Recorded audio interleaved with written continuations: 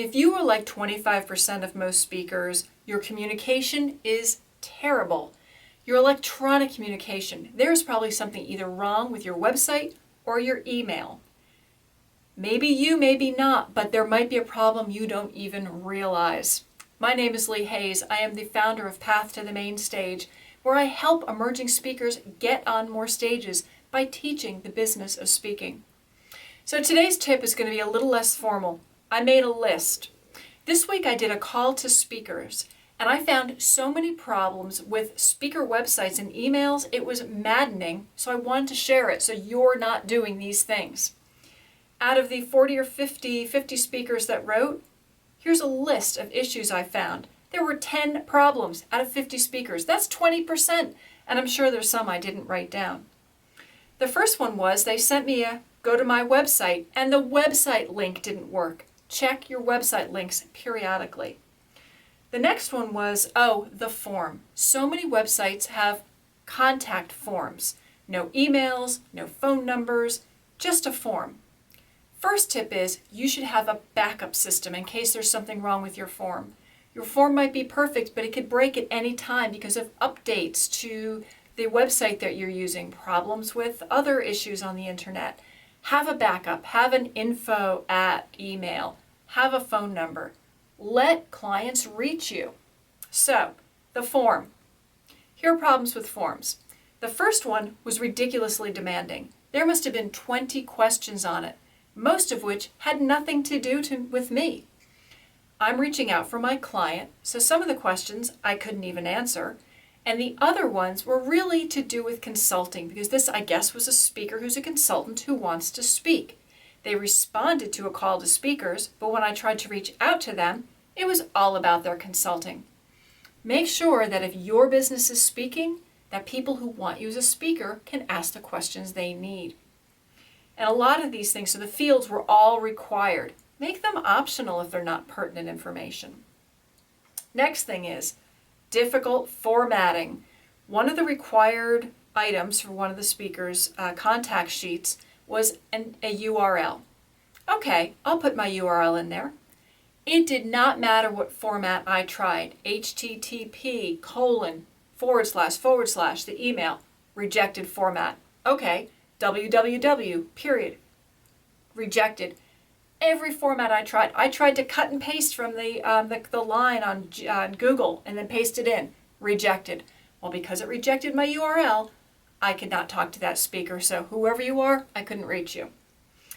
Next thing, I had to join a mailing list. So this says on the website, to contact me to speak, click here. I clicked, I filled out, simple form, and then the bottom said, you must agree to join our mailing list. If I didn't agree to join their mailing list, I couldn't send the form to them. Well, that's crazy. I'm a speaker agent. I don't want to have to join every mailing list. Again, they're looking to hire you. The idea of a mailing list is that you have a hot lead that you can follow up with. Well, my lead is so hot, I'm actually reaching out to you to speak. Don't require they get on a mailing list. Now, I did it because it's a learning thing, so I did that. Not only did I have to click that I'm going to join the mailing list, before it accepted my form, I had to go to my email and verify that it was a good email. Crazy! If it was a speaker for me, they're already gone. That makes it too difficult. All right, no contact information at all. At all. I went to this website and there was no way to reach the speaker. No email, no phone number, no form, nothing. The only thing on that website was a click to buy. If you did not purchase something from them, you could not reach them. Didn't hire them as a speaker either. Okay, other issues. So emails. When you send an email, think about the automatic response you're sending. A lot of speakers have automatic responses. They should not insult or demean or demand more action from the person who wants to hire you. Here are some responses I got. Email does not give me love. I don't respond to emails. Please reach out to me on my Facebook Messenger. Really? Email doesn't bring you love? That's how I get speakers. You need to think about how your client reaches out and communicates, not how you like to communicate. Sure, you can nudge them over later on. I prefer texting, I prefer whatever. But if it's their initial way to reach out to you, to ask you to speak, don't say, email doesn't bring me love. It was about to bring you a job. No more. Thanks for the email. We don't read this often.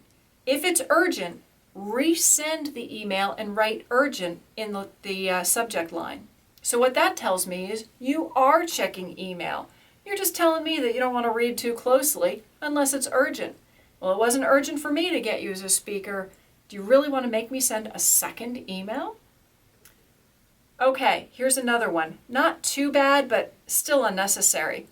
An automatic response that says, I get such a volume of email that this will be answered by one of my minions. They will get back to you. Or, I don't check my email, I get so many. Someone will decide where this should be emailed to. You don't need to tell someone who's a prospective client about how you handle your email. If you don't check your own email, you do have a VA, that's fine. You don't need to tell anybody. You send them an email that says, thank you so much for reaching out. Someone will get back to you and help you as soon as possible. And then let the other stuff happen in the back end.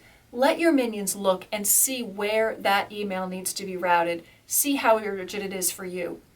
Don't send an email to your potential client going, you're really not that important. We'll figure out if you are, and then somebody might get back to you. As a client, I don't want to feel demeaned or insulted. Okay.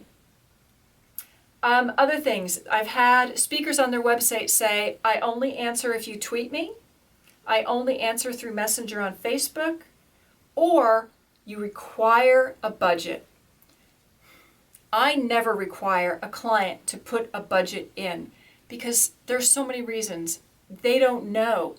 And maybe this is a huge opportunity for you where there isn't a budget. Now I know there are some speakers who go, you know what, $25,000 or nothing. Really? What if it's the TED organization, the big one, reaching out to you because they want you to speak for a TED Talk and they put a 0 in there? Boom, you kick it out and you never get on that TED stage.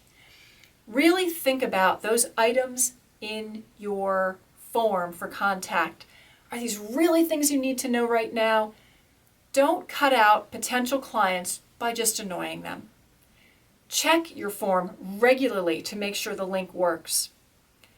Be helpful when somebody sends you an email. Answer in a friendly way and let your people behind the scenes worry about it. And don't demand the way a potential client has to reach out to you. You can always nudge them there later on.